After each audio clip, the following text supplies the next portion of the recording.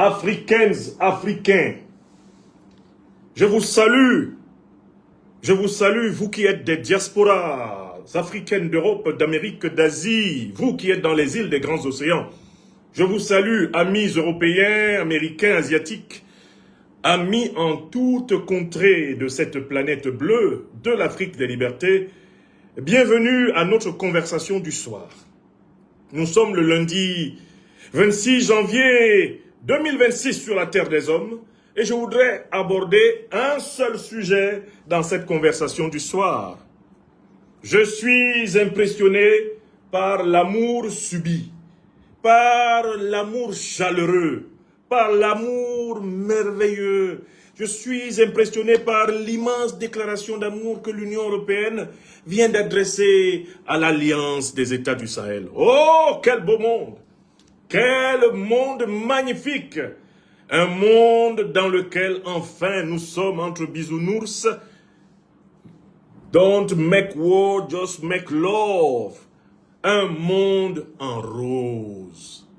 C'est un monde, mais fantastique, féerique, fantasmagorique. C'est un monde mirifique, c'est un monde mythique. C'est un monde, oh là là, un monde charmant. L'Union européenne, la plus importante organisation politique de l'Europe occidentale, déclare sa flamme à l'Alliance des États du Sahel, actuellement la plus importante organisation politique d'Afrique subsaharienne. N'est-ce pas beau tout cela? Roméo et Juliette, dont j'ai visité la maison à Vérone en Italie, seraient émus et sortiraient de leur tombe en entendant la déclaration d'amour de l'Union européenne à l'Afrique subsaharienne, représentée par sa grande muraille, la forteresse sahélienne. Oh, Adam et Ève, ce couple mythique du premier livre de la Bible juive et chrétienne, du premier livre même de la révélation coranique, serait heureux de se retrouver dans ce jardin d'Éden reconstitué sur la mer Méditerranée. Oh, quelle belle déclaration d'amour! Lancée depuis la place de Niamey par le représentant de l'Union européenne au Sahel. Déclaration d'amour dont les termes sont tellement agréables à entendre. C'est une musique douce qui nous rappelle cette chanson venue des berceuses de la terre agréable de France. Une chanson douce que me chantait ma maman. Dormez mes petits, je veille sur votre nuit. Une chanson douce que chantait l'Union européenne. Dormez les Sahéliens, nous allons veiller sur vous. Oh que c'est magnifique. On a presque envie, mais on se souvient de toutes les belles chansons langoureuses, amoureuses. Oh là là, il y en a une qui me revient. Hein?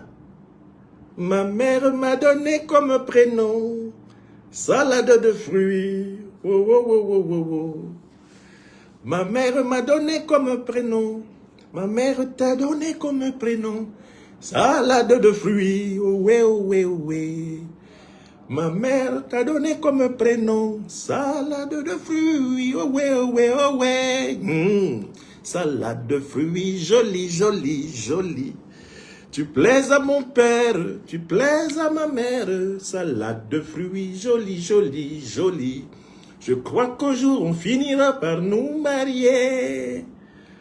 J'entends l'AES qui chante, j'entends l'Union européenne qui chante dans l'oreille de l'AES.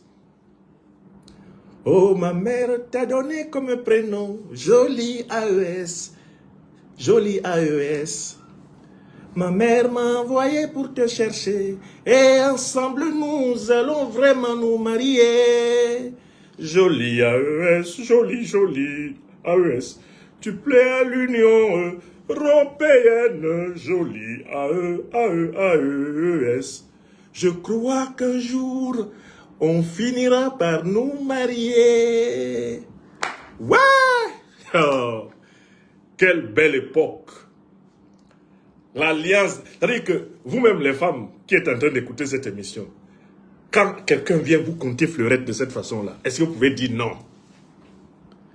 Même si vous dites non, est-ce que vous pouvez vous empêcher de sourire? Un léger sourire vous est quand même arraché. C'est tellement attendrissant.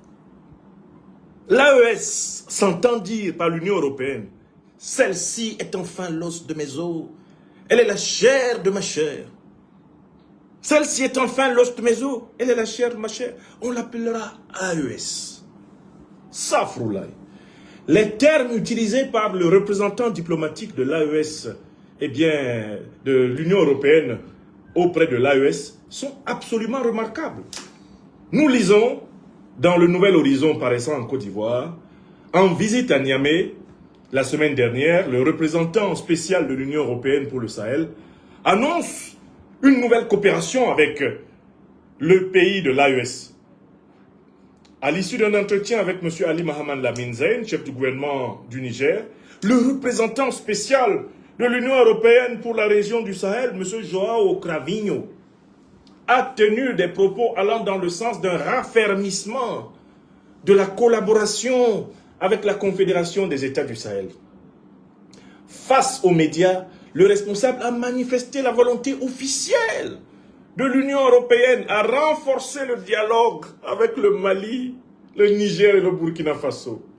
Une déclaration qui constitue des avancées notables dans les futures relations.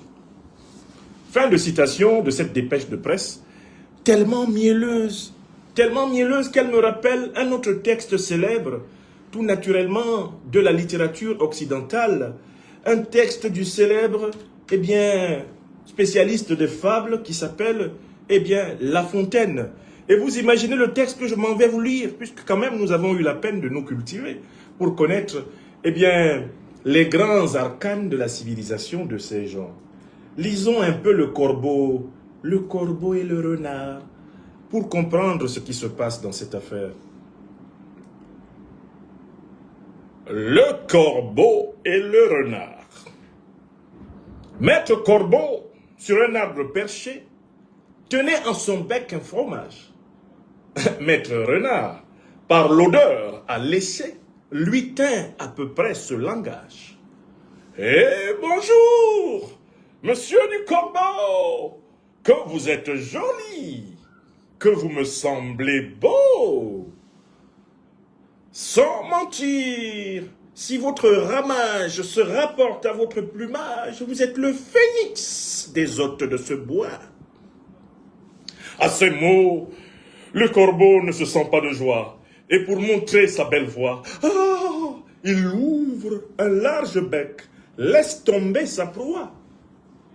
Le renard s'en saisit et dit, « Bon, monsieur, apprenez que tout flatteur vit aux dépens de celui qui l'écoute. Cette leçon vaut bien un fromage, sans doute. » Le corbeau, honteux et confus, jura, mais un peu plus tard, qu'on ne l'y prendrait plus. Nous dit Jean La Fontaine. Bon, maintenant, après cette introduction qui vous installe dans les conditions pour comprendre ce qui se passe, c'est-à-dire les belles chansons de l'Union européenne et la fable de Jean La Fontaine. Vous savez déjà dans la fable de Jean La Fontaine qui est l'Union européenne dedans. Qui est l'Union européenne dans la fable? Vous le savez très bien. C'est le renard.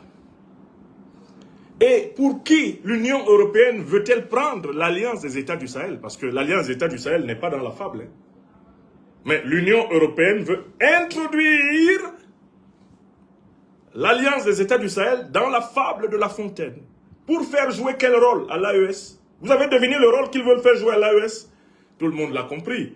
Le rôle du corbeau. Et qu'est-ce qui représente le fromage de la fable dans ce sale jeu que l'Union européenne veut jouer contre l'AES? Ce sont les richesses faramineuses du Sahel et de l'Afrique. L'uranium, le pétrole, le gaz, l'or, le diamant, le manganèse, le cobalt. C'est ça qui représente le fromage que tenait au départ, tout naturellement, le corbeau dans son bec. Et le renard fait causer le corbeau pour que le corbeau ouvre son bec et que le fromage tombe.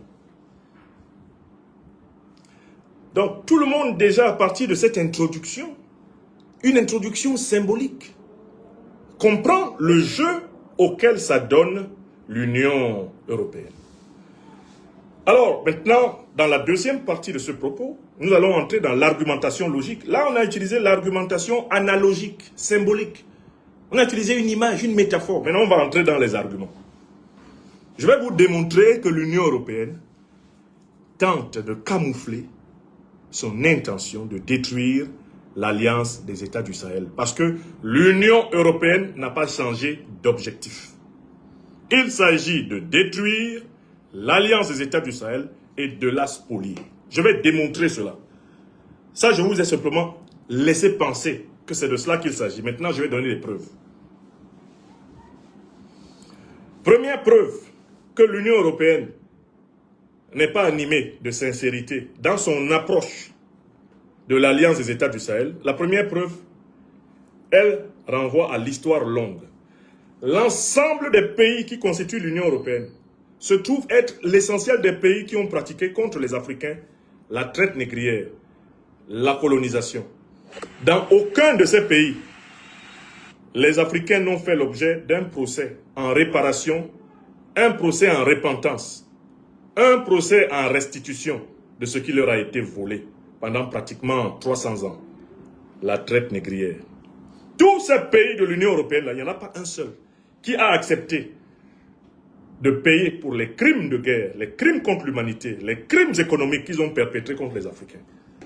On appelle ça l'argument 1. Ces gens ne sont pas repentants. Monsieur Joao, etc., il vient du Portugal, l'un des pays les plus négriers de l'histoire humaine. L'un des pays qui a construit sa fortune sur le sang des Noirs. Le Portugal n'a jamais tenu un seul procès pour juger les crimes qu'il a commis pendant la traite négrière. Les crimes qu'il a commis pendant la pénétration et pendant la période de domination coloniale. Et je vous rappelle que le Portugal, par exemple, le pays de cet ambassadeur-là, continuait à massacrer les Africains au début des années 80. La colonisation portugaise fut l'une des plus tardives et des plus récalcitrantes du territoire africain. Ils étaient encore en Angola à la fin des années 70 pour tenter de réduire les Africains, eh bien, les maintenir en colonie. Ils étaient encore au Mozambique. Ils étaient encore en Guinée-Bissau, ces Portugais-là. Et ils n'ont jamais tenu un seul procès. Ils n'ont jamais envisagé de se repentir et ils n'ont jamais payé un seul radis pour tous les crimes de guerre, pour tous les crimes économiques, pour tous les crimes contre l'humanité qu'ils ont commis en Afrique. Alors, je pose la question aux Africains en général, pas seulement à l'AES. Est-ce que une Union européenne composée de puissances non repentantes qui ont perpétré les crimes économiques, les crimes de guerre, les crimes contre l'humanité, négriers et coloniaux, est-ce que cette Union européenne est digne de confiance? Est-ce que cette Union européenne-là est digne de confiance? D'un point de vue historique, non. Tant que l'Union européenne n'a pas tenu les procès des crimes de guerre, des crimes contre l'humanité et des crimes économiques perpétrés pendant la traite négrière et pendant la colonisation, elle n'aura jamais la confiance d'Africains cultivés, avertis et éveillés. Écrivez ça. Aya Sebe. Écrivez d'abord. Ça, c'est un. Ça, c'est le premier point. Le contentieux historique. Ce contentieux historique doit être soldé avant que ces gens-là prétendent avoir des relations harmonieuses avec les puissances africaines. Ça, c'est un. Maintenant, on passe au deuxième argument. Comment l'Union européenne s'est-elle comportée envers les 3 pays qui constituent aujourd'hui la Confédération de l'Alliance des États du Sahel? Comment s'est-elle comportée envers eux? Je tiens à vous faire remarquer que l'Union européenne a été systématiquement du côté de l'agression contre le Mali, de l'agression contre le Burkina Faso et de l'agression contre le Niger. C'est elle, en particulier pilotée par les néocolonialistes français, qui a organisé la répression contre le Mali, la répression contre le Burkina Faso, la répression contre le Niger. Je me souviens comme hier d'un communiqué signé par une vingtaine de pays européens au mois de décembre 2021, menaçant le Mali et prévenant le Mali que s'il diversifiait son partenariat stratégique en tissant des accords avec la Russie, il serait puni et qu'il serait demandé à la CEDEAO de le punir. Au mois de décembre 2021, Emmanuel Macron, président français, et toute la diplomatie française disaient ouvertement qu'ils allaient obtenir de la CEDEAO que dès le mois de janvier ou plus tard, le Mali soit frappé sévèrement. Et cela arriva exactement le 9 janvier 2022. Deuxième argument, qui a télécommandé les sanctions les plus criminelles, les plus inhumaines, les plus illégales, les sanctions les plus abjectes contre les pays de l'Alliance des États du Sahel? Écrivez bien, c'est l'Union européenne. C'est l'Union européenne qui a télécommandé les sanctions illégales, criminelles, inhumaines, illégitimes de la CEDEAO contre le Mali, contre le Niger et contre le Burkina Faso. Ça fait deux. Vous notez bien, deuxième argument. Est-ce qu'ils s'en sont repentis? Est-ce que les représentants de l'Union européenne se sont repentis de ce qu'ils ont fait comme mal au peuple malien, au peuple burkinabé et au peuple nigérien? Est-ce qu'ils savent même le nombre de morts qu'ils ont provoqués par leurs sanctions? Ils ont provoqué des milliers, des dizaines de milliers, voire des centaines de milliers de morts. Est-ce qu'ils savent le nombre de gens qu'ils ont jetés à la rue, dans le chômage, la misère, par leurs sanctions criminelles? Est-ce qu'ils savent le nombre de petites et moyennes entreprises, le nombre de petites et moyennes industries qu'ils ont détruites par leurs sanctions illégales, criminelles, illégitimes? Est-ce qu'ils savent? Ils s'en fichent, ils viennent s'amuser à jouer les renards et à nous prendre en Afrique pour des corbeaux. Ça s'appelle deuxième argument. Vous notez bien deuxième argument? Ce sont eux qui sont derrière les sanctions qui ont failli faire chavirer ces trois pays, qui ont failli détruire ces trois pays. Des sanctions comme l'interdiction, la fermeture des frontières. Pour un pays comme le Mali, qui est un pays sans littoral, des tentatives d'assassinat par asphyxie territoriale. Ces gens-là étaient derrière.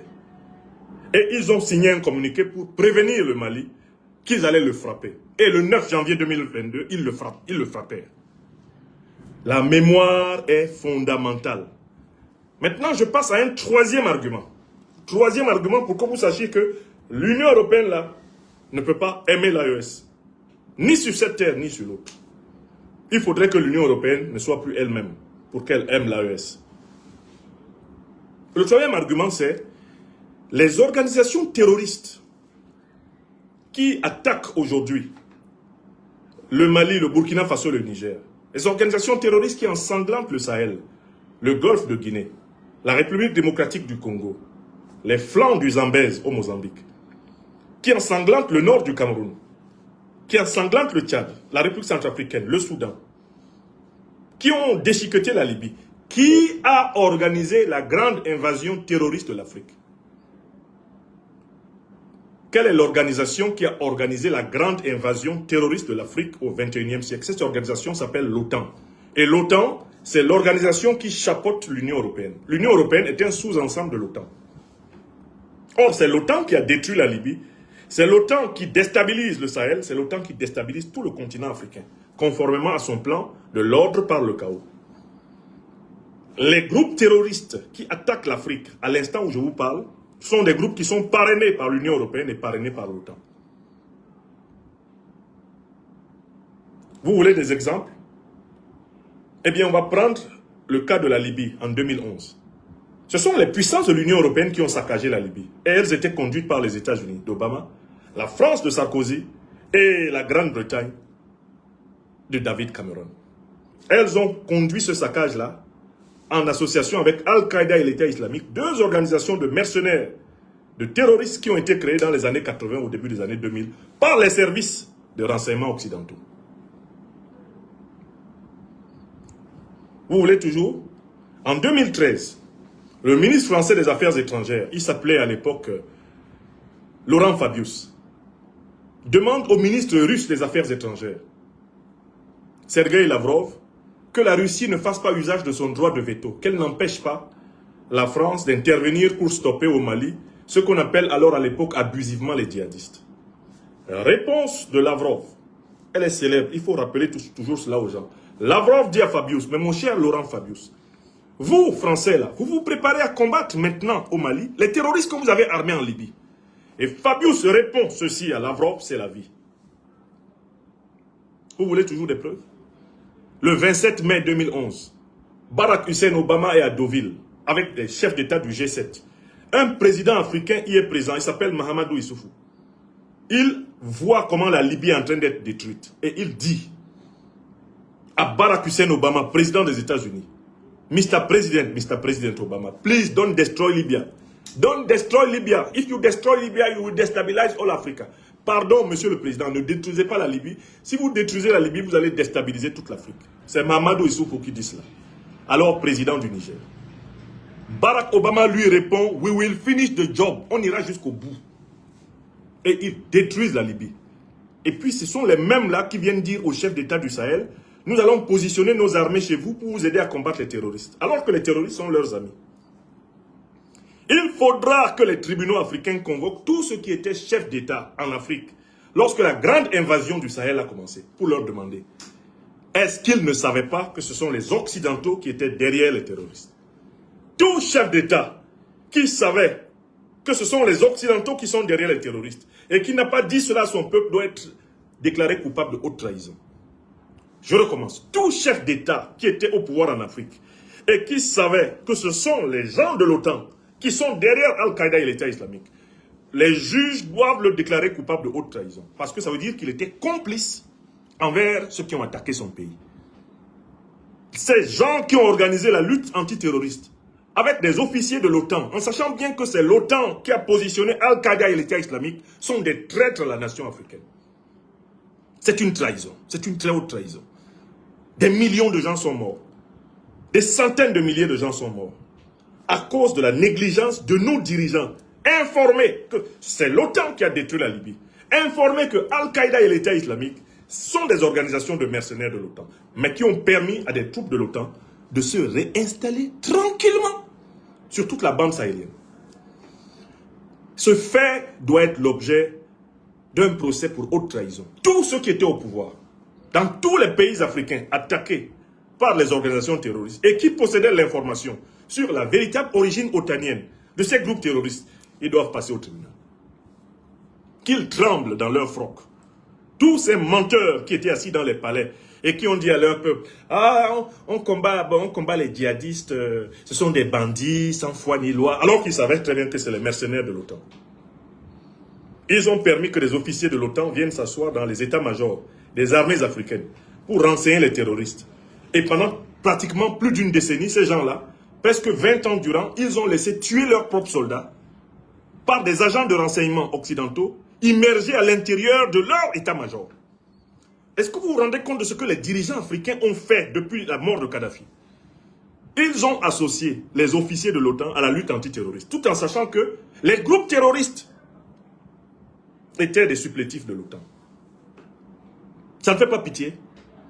Tous ces soldats morts au Mali, toutes ces familles assassinées au Mali, tous ces soldats morts au Niger, toutes ces familles assassinées au Niger, tous ces soldats morts au Tchad, toutes ces familles assassinées, tous ces soldats morts au Burkina Faso, toutes ces familles assassinées, avec des dirigeants qui étaient assis dans les palais, tous ces soldats morts au Nigeria, toutes ces familles assassinées, tous ces soldats morts au Cameroun, toutes ces familles assassinées, avec des dirigeants qui sont assis dans les palais et qui laissent se promener les avions de l'OTAN, qui laissent se promener les officiers de l'OTAN, qui font même siéger comme Alassane Draman Ouattara l'OTAN à l'état-major de son armée. Donc il faut que tout le monde se rende bien compte que l'Union européenne est directement impliquée dans la déstabilisation du Sahel. Directement impliquée dans la déstabilisation de l'Afrique. Je vous donne un deuxième exemple. C'est l'exemple de la situation en République démocratique du Congo. L'Union européenne s'est permis de passer un accord sur l'exploitation du sous-sol de la République démocratique du Congo, non pas avec l'État congolais, mais avec le Rwanda. Un petit État sur le flanc de la République démocratique du Congo qui ne possède pas de richesse dans son sous-sol, C'est avec le Rwanda que l'Union européenne passe un accord pour exploiter les richesses du Congo. Ce qui permet de financer la milice criminelle du Rwanda en République démocratique du Congo, à savoir le M23.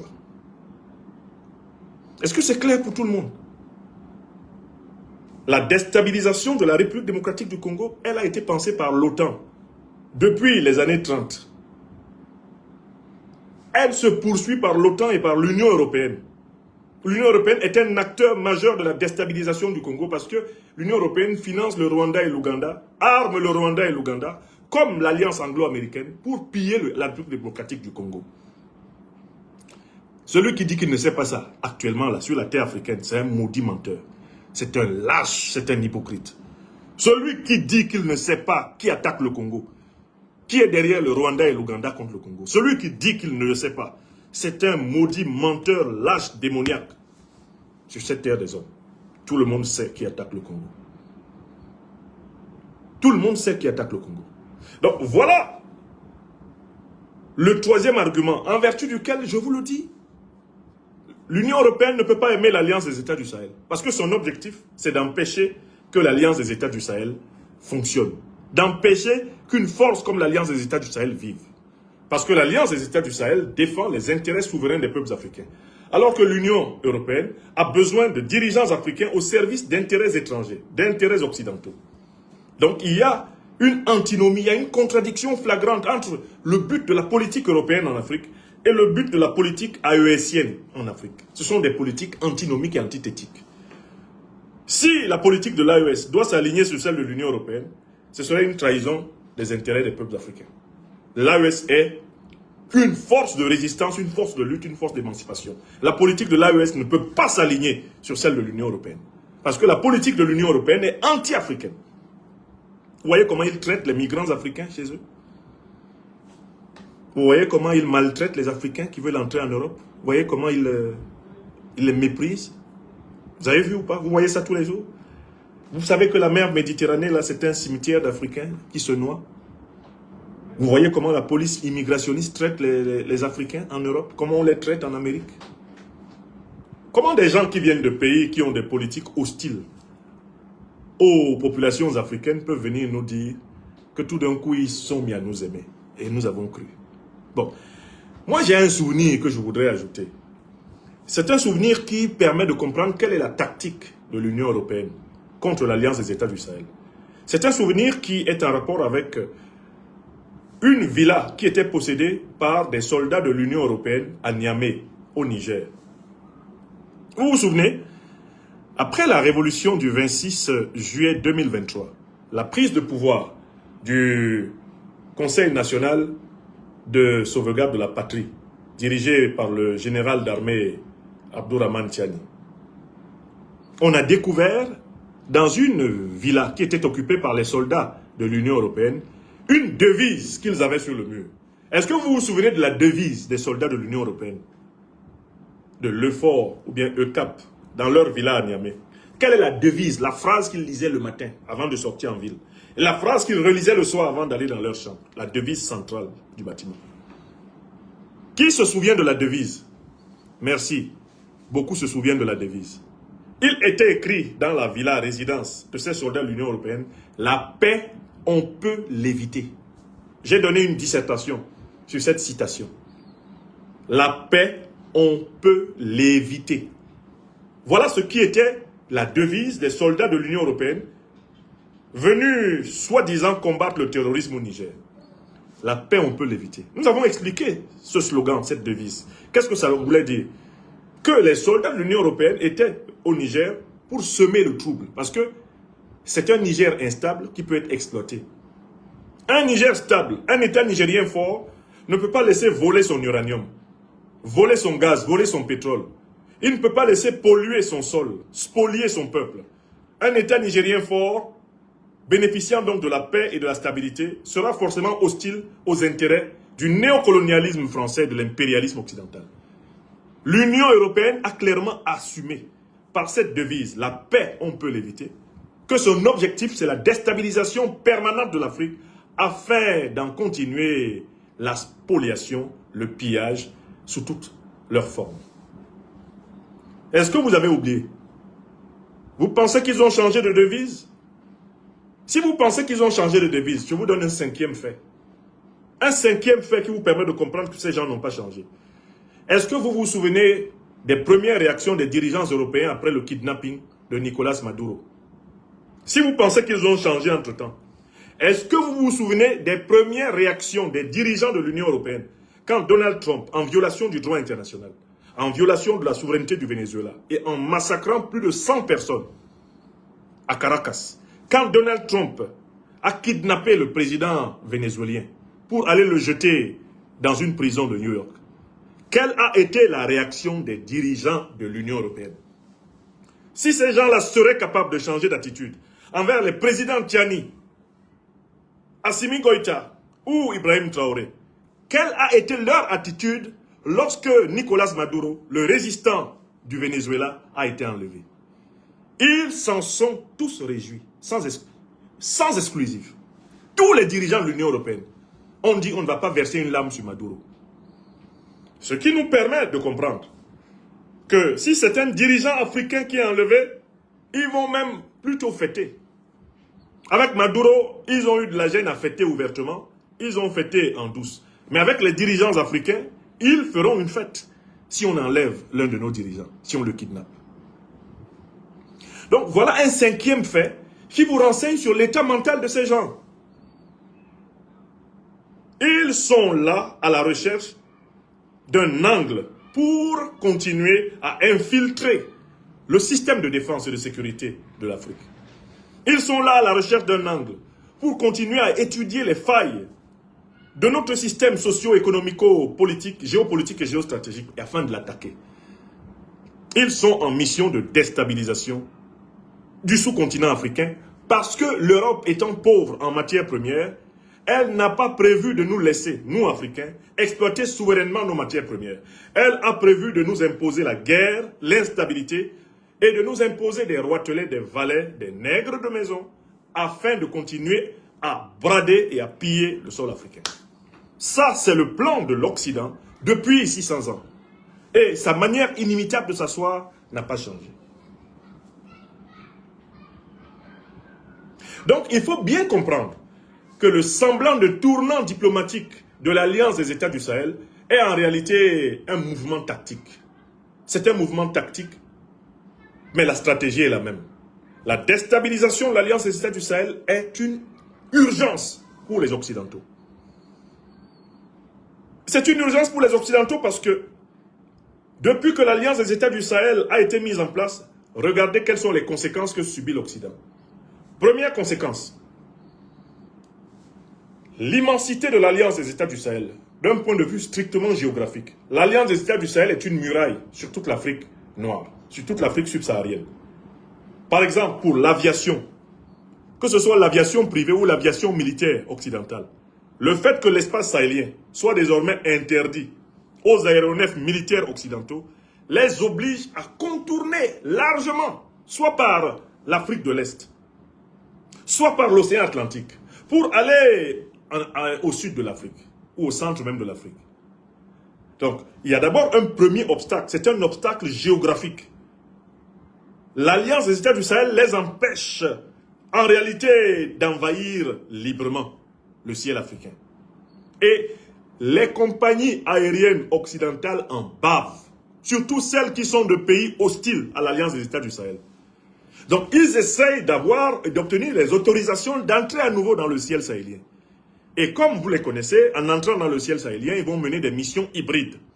En faisant semblant de justement seulement rétablir l'aviation civile, ils vont utiliser les missions civiles pour l'espionnage. Donc, ils ont un premier problème. Certains d'entre eux ne s'étaient pas rendus compte de la taille de l'AES. Ils ne s'étaient pas rendus compte que l'AES, c'est la muraille de l'Afrique, c'est la forteresse de l'Afrique subsaharienne. Et que dès lors que l'AES vous est hostile, vous avez perdu l'Afrique. Donc, d'un point de vue géographique, ils ont ce problème avec des conséquences énormes sur le transport aérien notamment. Allez vérifier ce que je vous dis. Les compagnies là consomment plus de carburant parce qu'elles doivent contourner l'AES. Elles prennent plus de temps pour atteindre leur destination au sud du Sahara. Parce qu'elles doivent contourner l'AES. Et tout pays qui bronche mal avec l'AES, ces avions ne passent pas dans le ciel de l'AES. Ce qui coûte infiniment cher à la clientèle. Ça, c'est le premier. Ça, c'est le premier. Et la première conséquence. La deuxième conséquence, c'est que le plan que l'OTAN avait mis en place, le plan d'invasion totale de l'Afrique, mais il a été coupé en deux. L'AES, c'est un véritable takuba, c'est une épée symbolique qui a tranché en deux morceaux le plan que l'OTAN avait. L'OTAN avait prévu une progression du nord vers le Sahel, donc de l'Afrique du Nord vers le Sahel, puis du Sahel vers le Golfe de Guinée, du Golfe de Guinée vers le bassin du Congo vers le Zambèze, et puis ils allaient attaquer l'Afrique du Sud. Ils ont un obstacle géostratégique, géotactique, c'est que la création de la force unifiée de l'AES empêche la progression de leurs terroristes. Leurs terroristes sont contenus maintenant. Ils sont bloqués dans le Sahel. Tant qu'ils n'ont pas conquis le Sahel, ils ne peuvent pas avancer fièrement sur le Golfe de Guinée. Parce que le Sahel devait leur servir de base arrière pour se projeter sur le Golfe de Guinée, région maritime la plus riche de la Terre. Et ils sont sérieusement en difficulté parce que leur groupe de mercenaires d'Al-Qaïda et de l'État islamique sont tous sur la défensive. Aucun n'est sur l'offensive. Ils ne tiennent même pas une ville. Dans les pays de l'Alliance des États du Sahel, ils n'ont même plus une ville qu'ils tiennent. Je dis bien une villette qu'ils tiennent. Ils doivent se cacher dans les broussailles, ils doivent se cacher sous les arbres, ils doivent se cacher dans les caniveaux, ils doivent se cacher dans les cours d'eau, ils doivent se cacher parce qu'en fait, ils ont perdu l'offensive. Alors, il faut adoucir. Il faut adoucir à tout prix les pays de l'AES pour parvenir à alimenter financièrement, alimenter en munitions, alimenter en armes les groupuscules perdus de terroristes qui sont en train d'être écrasés. Donc, l'apaisement diplomatique, on veut l'utiliser comme un cheval de Troie pour refournir les groupes terroristes en difficulté. C'est pour ça qu'ils baissent le ton. Ils baissent le ton, en réalité, parce qu'ils ne parviennent plus à entrer en contact avec leurs hommes. Comment entraient-ils en contact autrefois avec leurs hommes? Notamment à travers les missions humanitaires. Quand ils disaient qu'ils s'en vont donner de la nourriture à des populations qui n'ont pas mangé depuis une semaine, ils en profitaient pour donner des armes et des munitions, du carburant aux terroristes. Ils en profitaient pour donner de l'argent aux terroristes. Et même parfois pour leur donner 1 ou 2 otages pour que les terroristes fassent semblant d'exiger des rançons à l'occasion desquelles on les finançait. Maintenant qu'ils sont tous chassés du terrain, ils ont un problème, c'est qu'ils perdent contact avec leurs hommes. Ils ont un vrai problème tactique et géostratégique. Comment rester en contact avec les groupes terroristes dont ils sont les vrais patrons? Vous comprenez? Voilà les conséquences. Il y a un troisième niveau de conséquences. Elles ont lieu en Europe. L'Europe est en crise économique sévère. Un pays comme la France est toujours sans véritable budget. Et le trou budgétaire de la France est comme de juste équivalent à l'argent africain qui ne lui est plus versé. C'est tout ce que la France ne peut plus prendre au Mali, au Burkina Faso et au Niger. C'est ça qui manque dans son budget. C'est ça qui manque dans son budget. Les 3 000 milliards de dettes extérieures sous lesquelles la France ploie actuellement sont en corrélation avec les matières premières africaines qu'elle ne peut plus librement piller. Alors que le renégat Mohamed Bazoum nous avait dit que l'uranium du Niger ne servait à rien à la France. Voilà, c'est Orano qui a révélé les chiffres et l'argent qu'elle se faisait avec la richesse du Niger. Ils disent que les 1000 tonnes qui ont été nationalisées par le Niger, qui ont été saisies par le Niger, auraient pu être revendues à 300 millions de dollars. Orano peut-elle nous dire combien dans ces 300 millions de dollars auraient été reversés à l'État du Niger, si l'État du Niger les avait laissés partir avec les 1000 tonnes? Est-ce qu'ils peuvent nous dire depuis 40 ans combien de tonnes, combien de milliers de tonnes ils ont pris et combien de milliards de dollars ils ont encaissés dans le dos des Nigériens maintenus dans la pauvreté crasse? Donc, les États d'Europe de l'Ouest, à commencer par l'Allemagne, qui est la plus grande puissance économique d'Europe occidentale, de l'Union européenne, sont en crise. Ils sont en crise sévère. Et cette crise est d'autant plus sévère que la France est en chute libre. Donc, ils ont décidé de mettre apparemment de l'eau dans leur vin parce qu'ils veulent se rapprocher des centres de décision de l'AES afin de mieux les frapper. Ils ont utilisé la manière forte, ça n'a pas marché. Ils ont utilisé la manipulation des groupes ethniques. Ils voulaient créer un génocide anti-Peul, un génocide anti-Touareg pour paralyser tout le Sahel. Ça n'a pas marché. Ils ont voulu utiliser les religions les unes contre les autres. Monter les chrétiens contre les musulmans contre les chrétiens. Monter les traditionnalistes africains contre les musulmans contre les traditionnalistes africains. Ça n'a pas marché. Ils ont voulu instrumentaliser un certain nombre d'imams, de leaders religieux plus ou moins influents, pour que ceux-ci rassemblent l'opposition, afin de déstabiliser le Mali, le Burkina Faso, le Niger. Ça n'a pas marché. Donc on essaye la déstabilisation ethnique, ça ne marche pas. On essaye la déstabilisation religieuse, ça ne marche pas. On essaye la déstabilisation militaire, ça ne marche pas. Voilà comment on en vient à tenter un rapprochement diplomatique afin de pouvoir être au courant, au mieux, des intentions des dirigeants de l'Alliance des États du Sahel. Est-ce que vous avez compris? Ils n'ont pas changé de devise. Ces gens-là sont déterminés à dominer le monde par la violence, par le mensonge, par l'arrogance, la cupidité diabolique. Ils n'ont pas changé de devise. Pour eux, la paix doit être évitée. Ce qui me permet de conclure. J'ai commencé cette conférence en évoquant quelques chansons et la fable, la célèbre fable de Jean La Fontaine, le corbeau et le renard. Je conclus par cette fable en disant l'Alliance des États du Sahel a heureusement à sa tête des dirigeants qui sont avertis et qui ne se laisseront sûrement jamais entraîner dans le rôle du corbeau. Dans la fable de La Fontaine, c'est parce que le corbeau croit en la flatterie du renard qu'il ouvre largement son bec et que son fromage tombe. L'Alliance des États du Sahel, qui est infiniment avertie de la nature du racisme, du colonialisme, du néocolonialisme, de l'impérialisme occidental et du larbinisme négro-africain. Cette alliance est aujourd'hui l'organisation politique la plus vaccinée contre les manœuvres du renard, l'Union européenne. Le corbeau honteux et confus jura, mais un peu plus tard, qu'on ne l'y prendrait pas. L'AES ne sera pas le corbeau. L'AES ne va pas attendre qu'on la mette dans la honte et la confusion. L'AES ne laissera pas tomber son fromage. Les dirigeants de l'AES sont des hommes et des femmes qui voient dedans. Comme on dit chez nous à Abidjan, ils sont yérés. Ils ont vu dedans. Donc, laissez-les chanter. Laissez-les chanter. Et demandez-leur à tous ces diplomates qui ont été chargés de tenter le contournement du dispositif de vigilance des Africains, demandez-leur de lire une autre fable de La Fontaine que je leur recommande. Cette fable-là, c'est une autre fable qui s'appelle La cigale et la fourmi. La cigale et la fourmi. La cigale et la fourmi, c'est très intéressant. La cigale, ayant chanté tout l'été, mon mère m'a donné comme prénom salade de fruits, ma petite AES. Vous voyez, c'est le travail de la cigale. La cigale, ayant chanté tout l'été, se trouva fort dépourvue quand la bise fut venue. Pas un seul petit morceau de mouche ou de vermisseau. Elle alla crier famine chez la fourmi, sa voisine, la priant de lui prêter quelques grains pour subsister jusqu'à la saison nouvelle. « Je vous payerai, lui dit-elle, avant loup, foi d'animal, intérêt et principal.